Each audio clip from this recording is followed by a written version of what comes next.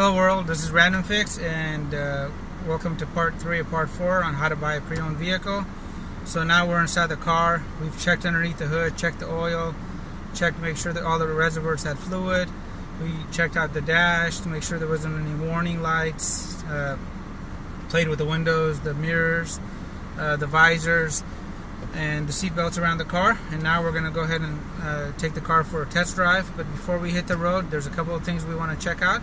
And one of them is right when you throw the car into reverse, right?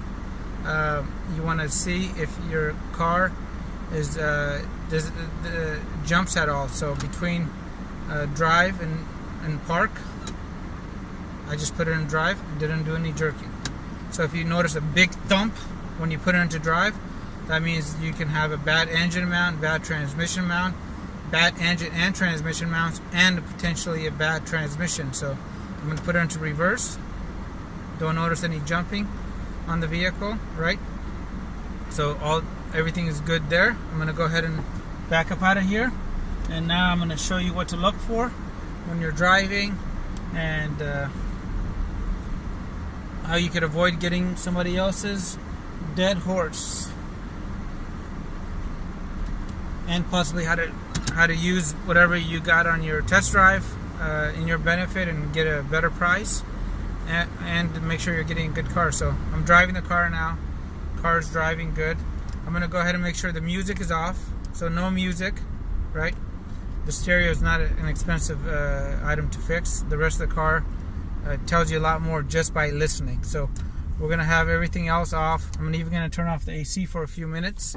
And now we're going to go for a drive. So you want to go on a road that has a downhill, uphill, freeway, 25-mile-an-hour roads, just a combination of everything. So I'm going to drive the vehicle, and now I let the steering wheel go. The car is going straight. That's a good sign. The alignment on the car is good. Now I'm going to go ahead and touch the brakes. And if you notice, my hand is right here. My hand isn't going back and forth. So the rotors on the brakes are not warped. If you touch the brakes and your foot is pulsating, it means you may have bad rotors, bad calipers. There's something in the braking system that's not right. But if you're not touching the brakes and the wheel is shaking like this, especially at higher speeds, it means you have a wheel balancing issue, right? So I'm going to go ahead and observe the way the car is shifting. I'm at about 50 miles an hour now, and the car is shifting well, and I don't notice anything. I'm keeping an eye on the temperature gauge and making sure everything is going well. And my car has a Triptronic 6-speed transmission here. I'm going to put it into gear here, and I'm going to try stepping on it a few seconds to make sure that that's working correctly. That worked fine.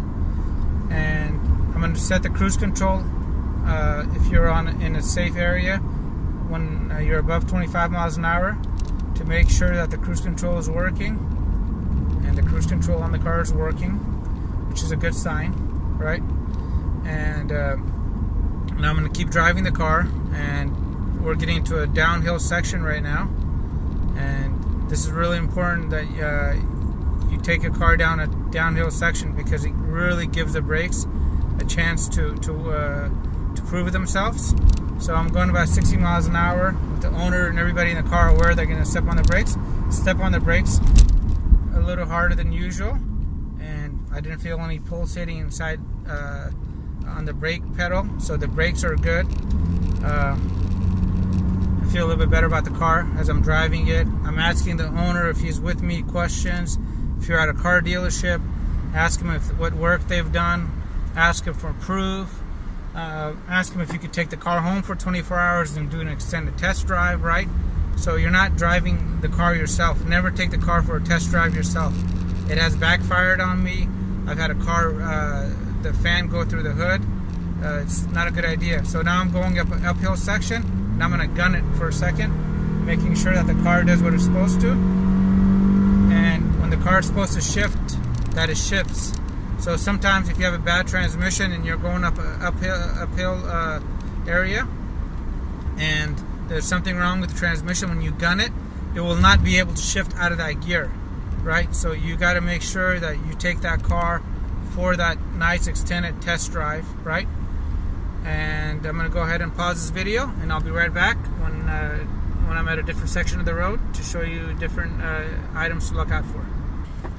Alright, I'm back. So now I got to an empty parking lot where I'm going to be able to make a couple of U-turns in both directions, and I'm going to see how the car is doing.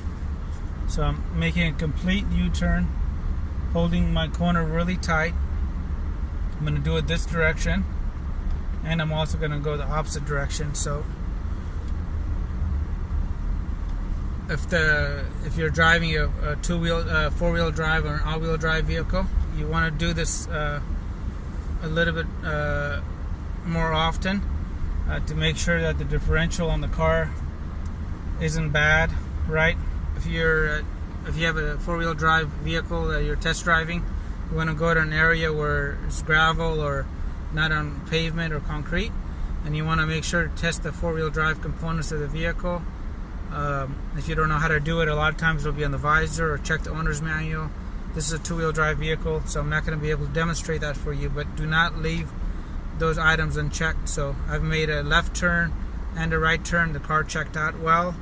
And one other thing too is I want to see, I want to go ahead and have the steering wheel crooked, and I'm going to try accelerating, and I want to make sure that the car, hold on a second, the car accelerates and goes straight by itself without having me to do it for it. So